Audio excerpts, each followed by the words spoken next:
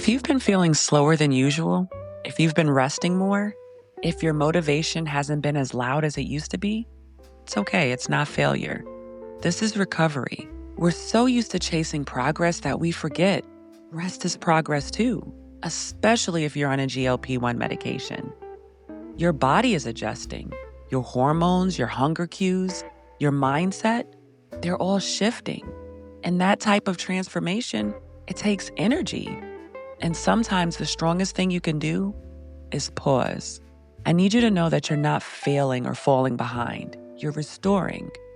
The version of you that always pushed through burnout, they don't run the show anymore. The version of you who only felt worthy when they were achieving is evolving. Now, you're learning how to rest without guilt, how to listen to your body, how to trust the process even when it's quiet. That's not weakness. That's wisdom. Here are 3 mindset shifts to help you embrace the slower seasons. 1, progress isn't always visible. Just because you can't see it, it doesn't mean it's not happening. Emotional regulation, better boundaries, deeper self-trust. That's progress too.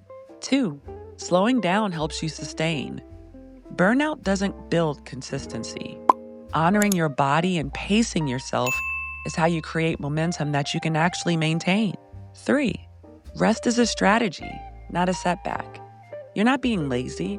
You're learning to lead yourself with care, not criticism. And that creates a transformation that lasts. Drop a meditation emoji if you've been learning to rest without guilt and tell me, what's one thing you're doing right now to restore your energy and protect your peace? Remember, we can share our journeys, but we should never compare them. Bye.